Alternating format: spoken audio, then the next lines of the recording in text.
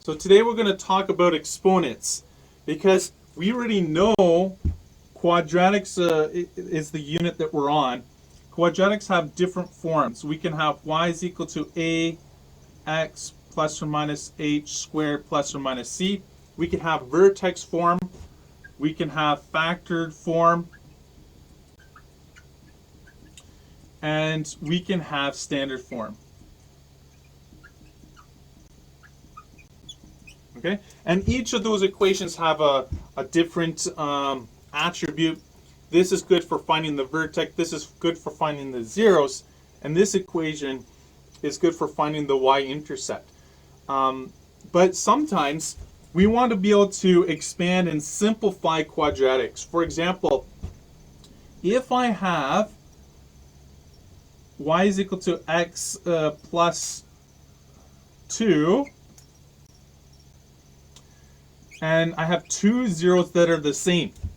If I have two zeros that are exactly the same, we call this a double root. You can have double roots.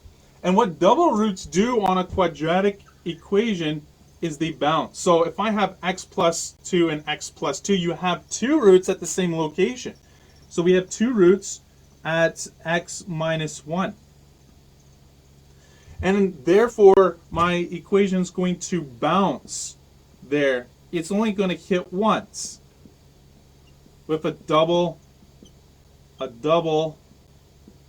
root. And so, therefore, we would simplify this equation down. We would not leave it at this. Since they're the same, we can actually simplify it and write this equation will be y is equal to x plus 2 squared. So we need to talk about exponents because we can have exponents here, and sometimes when we expand and simplify, we need it. So let's write down the exponent laws.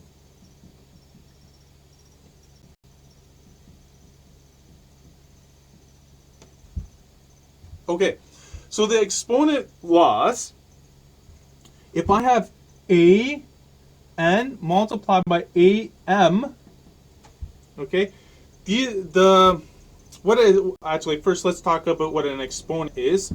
An exponent, the basic form of an exponent is y is equal to b to the x. This is like an exponent equation where the top number there is called the exponent. Another word for exponent is called power. So this is to the second power, or degree.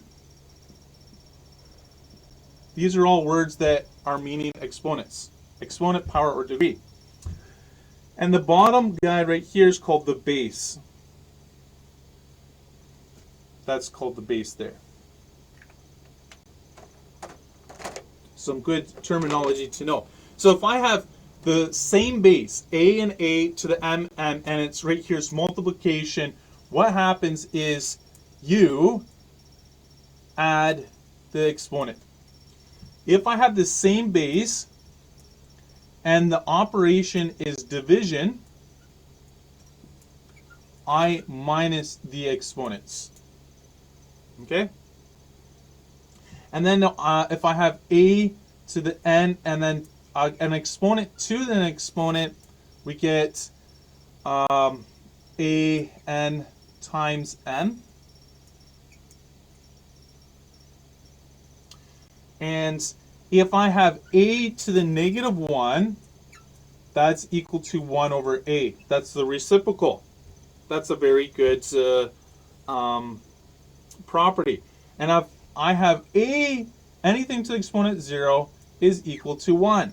These are the equations that are important, and they actually will go up into higher grades, up to grade 12, and also calculus. There's different derivatives that you can use these properties. Okay, you have the product, the quotient law, and stuff like that. So then note, in math, we always like positive. We want positive exponents.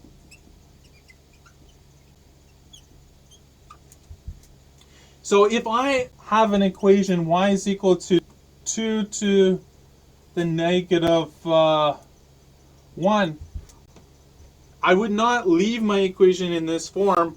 I would apply the property right here, that's y is equal to 1 over 2. Okay, they're the same equation, but this one doesn't have the negative exponent. So anytime we have a negative, we would use this property to get it into that form.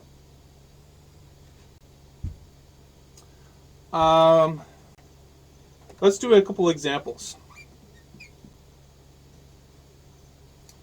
Evaluate.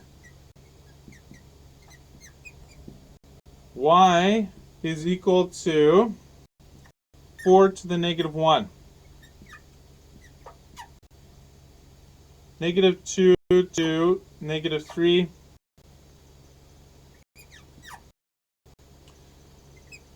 2 over 3 to negative 2. 0 to the negative 2.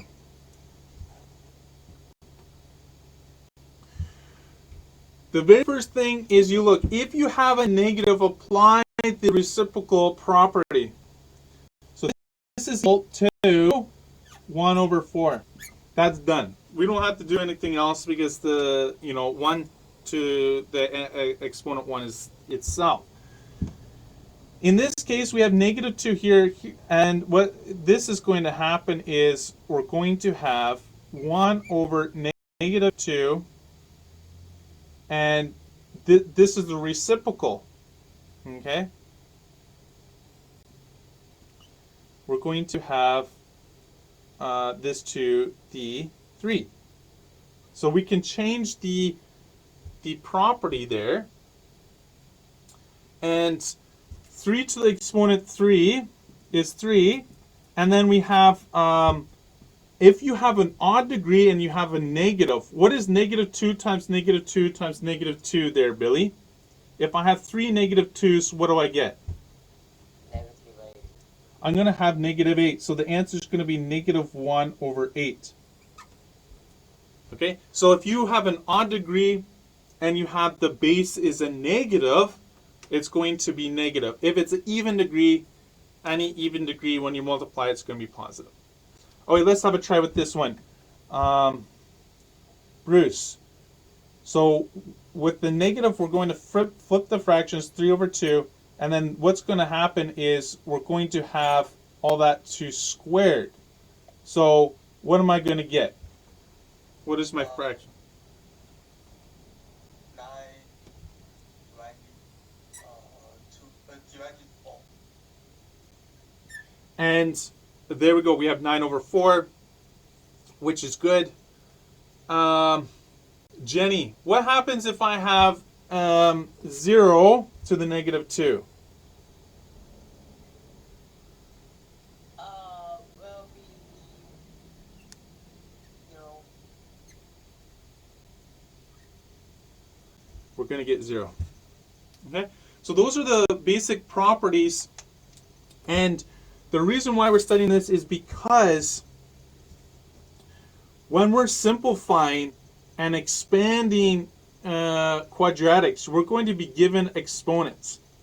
And you have to know what to do. Sometimes if you multiply things together, for example, this had an exponent of 1 and this had an exponent of 2. So if you have the same base, these guys have the same base, you have to apply this property and you have to add the exponent, so we can get x plus 2 squared.